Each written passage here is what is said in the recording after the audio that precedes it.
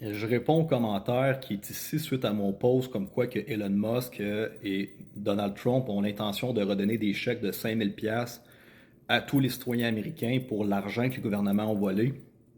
Et demi-parrain s'y répond, mais c'est tout dans l'agenda 2030, ils l'ont dit, ils vont tous éclabousser et faire voir la vérité, tout détruire pour rebâtir leur plan du World Forum économique de Davos.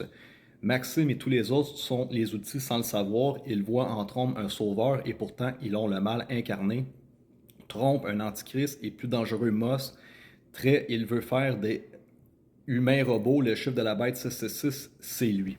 Donc, je veux juste vous donner une petite piste de réflexion sur les informations ici, là, c'est que les gens ici en Occident, vous arrivez toujours à la conclusion que c'est Elon Musk qui est l'antichrist à cause que c'est lui qui est en train de bâtir des robots. Il veut mettre des puces dans le cerveau des gens.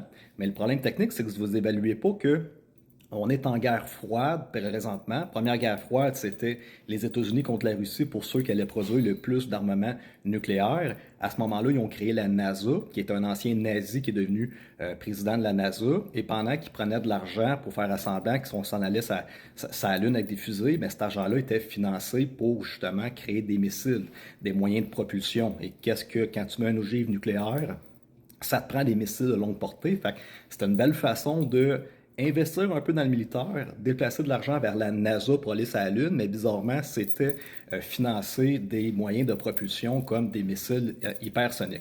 Tout ça pour dire que tu comprends que présentement, on arrive tout le temps à Musk parce que c'est le seul monsieur dans tout l'Occident qu'on est capable de nommer que c'est lui l'homme le plus riche de la Terre, puis c'est lui qui veut mettre des puces dans le cerveau des gens, qui va fabriquer des robots.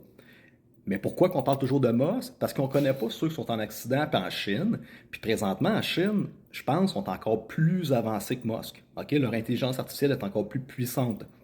Leurs satellites sont censés être plus performants que les Starlink.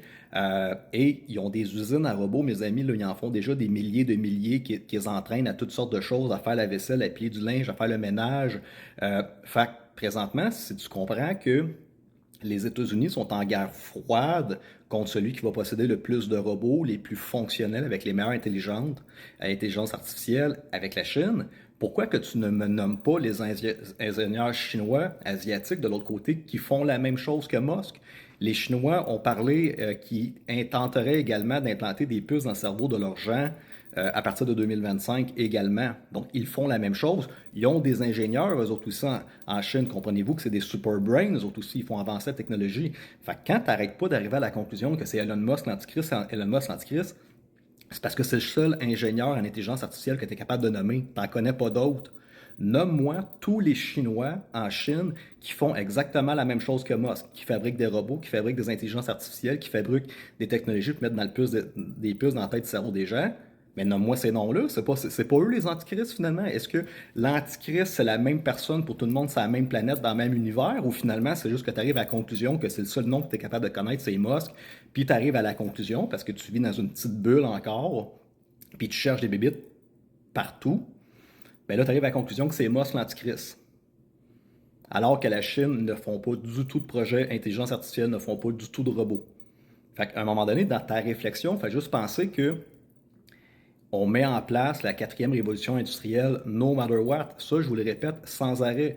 On avait l'option 1 de s'en aller dans la quatrième révolution industrielle, que c'était des banques centrales digitales avec des crédits sociaux dans un système communiste qui nous surveillait toutes, avec des caméras qui allaient nous reconnaître facial, et qu'à partir du moment que tu perdais des points sur ton crédit social, mais ton compte de banque était gelé, tu avais du temps de dépenser ton argent, ou l'autre modèle, qu'on s'en va pareil dans la quatrième révolution industrielle, que tous les fonctionnaires qui servent à rien vont perdre leur job, que oui, à un moment donné, les gouvernements vont arriver avec un revenu de base universel. Et ça, mes amis, on n'a pas le choix. Le revenu de base universel, depuis 2018, le Canada a passé la loi sur le revenu de base universel. Mais si vous faites vos recherches avec l'intelligence artificielle et la robotisation qui s'en vient dans les 5 prochaines années, jaser avec ChatGPT, vous allez voir que c'est la seule solution. Il va y avoir tellement de gens qui vont perdre leur emploi éventuellement, qui vont être sur le chômage et tout ça, que la seule solution pour aider les êtres humains, ça va être de créer un revenu de base universel. Selon Elon Musk, étant donné que les robots et les intelligences artificielles vont travailler à nos places, il considère que ça va être un revenu de base universel élevé. Donc, je ne sais pas c'est quoi les chiffres. Est-ce que les gouvernements communistes voulaient nous donner genre 200-300 pièces par semaine pour survivre? Et là, ça va-tu être 500 ou 1000 pièces par semaine pour sauver? J'en ai aucune idée. Mais mes amis, le revenu de base universel, que ce soit les gentils, mettons, on dit que Trump, c'est les gentils, tu sais, on veut pas. Et les méchants, mettons, ça serait les communistes. Puis là, je mets des guillemets comme ça parce qu'on ne sait pas c'est qui les gentils et c'est qui les méchants. Dans les deux scénarios, que ce soit les gentils ou les méchants qui gagnent, le revenu de base universel va se faire mettre en place et on n'a pas le choix, en tant qu'être humain, de voir ça arriver parce que oui, effectivement, massivement, des emplois vont être perdus, des gens vont être sous le chômage parce qu'on va être de plus en plus remplacé par la robotisation et l'intelligence artificielle. Donc, c'est pour ça que ça prend absolument un gouvernement qui enlève tous les surplus budgétaires dans les gouvernements, qui coupent dans la bureaucratie pour rendre ça beaucoup plus efficace. Puis cet argent-là qui va être sauvé, mais ça va nous permettre, ça va permettre aux États de redistribuer un certain montant d'argent aux gens qui financièrement en ont besoin. Ça, on n'a pas le choix. D'ici 2030, 2035, mes amis, il y a beaucoup, beaucoup de choses qui vont changer.